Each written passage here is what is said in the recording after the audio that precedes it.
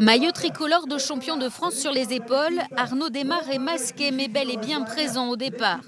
Moins de 24 heures après sa deuxième place au championnat d'Europe à Ploué, le sprinter de la Groupama FDJ a réussi à rejoindre Montmoreau-Saint-Cybat. Je suis arrivé à 22 heures à l'hôtel après 5 heures de voiture, mais voilà, tout va bien. Aujourd'hui, il y a 200 km, donc je vais pouvoir bien remettre en route. Et puis voilà, ça va le faire. Objectif sur ce Tour Poitou-Charentes pour vous et votre équipe? Voilà, ça serait de gagner avec ce maillot bleu-blanc-rouge. S'il fait partie des favoris de l'épreuve, Arnaud Démare n'est pas le seul. À l'avant de la course, 2 prétendants à la victoire finale s'échappent dès les premiers kilomètres de la première étape. Sylvain Dillier, ancien champion de Suisse, deuxième de Paris-Roubaix en 2018 de l'équipe AG2R La Mondiale, et Joseph Rofkoff du team CCC, lauréat du Tour du Limousin en 2016. Derrière eux, le peloton ralentit au cœur de Villebois-la-Valette et maîtrise le rythme. Un peu plus de 2 minutes d'avance pour les 2 échappés et 5 secondes de bonification gagnées pour chacun après les 2 sprints intermédiaires. De quoi prendre du temps au classement général, visiblement l'objectif des 2 coureurs qui choisissent ensuite de se relever. On prend trop d'énergie pour essayer de rester devant. Donc l'objectif c'était de gagner les secondes de bonif. Et ça on a fait. Et donc il n'y avait pas trop d'intérêt de rester que à 2 à l'avant. Regroupement général donc après 50 km de course, de quoi relancer l'intérêt des baroudeurs du peloton. Après plusieurs tentatives, 3 hommes obtiennent un bon de sortie, le Belge Harm Vanouk de l'équipe Lotto Soudal et 2 Espagnols, Hector Saez Benito de Cara Rural et Diego Lopez Fuentes d'Euskaltel Escaudi. Ensemble, ils relèguent le peloton mené par la Groupama FDJ à près de 6 minutes et ne laisse pas revenir l'Italien Fabio Mazzucco parti en contre. Redescendu à 4 minutes 25 à mi-parcours, l'écart ne cesse ensuite de décroître. Le peloton garde les fuyards à moins de 2 minutes. À l'avant, la fatigue commence à se faire sentir, d'autant que le parcours est plutôt vallonné. Lopez Fuentes ne peut plus suivre. Les 2 autres choisissent de poursuivre leur effort. Mais à 2, avec un vent de face qui se lève, ils sont repris à un peu plus de 10 km de l'arrivée. Je crois que mon rôle, c'était d'être échappé pour représenter l'équipe. C'était difficile d'aller jusqu'au bout, mais avec 5 minutes d'avance, il fallait aller le plus loin possible. Les équipiers d'Arnaud Démare contrôlent la course jusque dans les derniers kilomètres. Les jours se suivent mais ne se ressemblent pas. Le sprint part de loin. Démare s'impose pour un petit centième seulement. Hier, je fais 2 au championnat d'Europe, c'était à mon désavantage. Aujourd'hui, c'est moi qui l'emporte, donc voilà, c'est super pour l'équipe, ça continue, donc c'est parfait. Après le maillot tricolore, Arnaud Démare enfile donc le maillot blanc de leader de l'épreuve. Disparu sous le maillot blanc de premier au classement général.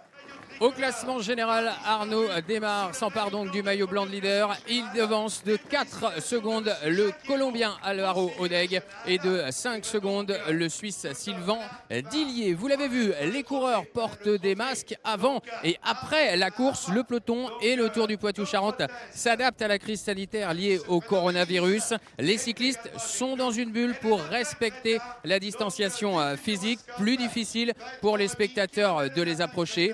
Nathan Wildy, Antoine Morel et François Gallard ont passé la journée aux côtés du fidèle public du Tour Poitou-Charentes. Regardez comment ils s'accommodent de ces dispositions. Non, on ne va pas plus loin. Je suis désolé. Pas de contact avec les coureurs. Merci. Dans la zone réservée aux équipes pour cette première étape et comme sur tout le parcours de cette édition 2020, c'est la déception.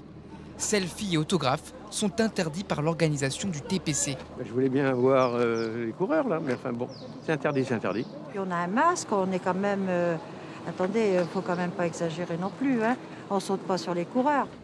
En attendant le départ, les coureurs sont confinés dans leur bus. Même le champion de France, Arnaud Démare, passerait presque inaperçu.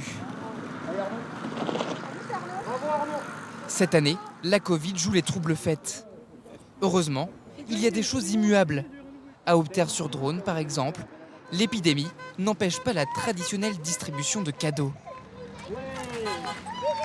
Pour les spectateurs, ce moment est indissociable du TPC. On a eu des bonbons, des stylos. La caravane, ça fait partie du jeu. C'est comme les cyclistes, ils ont des vélos. La caravane, elle a des cadeaux. Finalement, le TPC suspend le temps malgré la crise sanitaire. Ses grands-parents, venus de Dordogne avec leur petite fille, retrouvent leurs habitudes. C'est improvisé, c'est fait comme ça et hop. Regardez ce petit repas champêtre, c'est formidable là. C'est un moment de détente. Bien placés dans la côte du meilleur grimpeur, avec ou sans masque, les spectateurs peuvent de nouveau encourager les coureurs. Nous sommes fidèles, même masqués. Même masqué, ça vous dérange pas Ça trop? ne nous dérange pas. On est à la campagne là. Donc, on le met quand on va en ville, mais ici, chez nous, pas trop.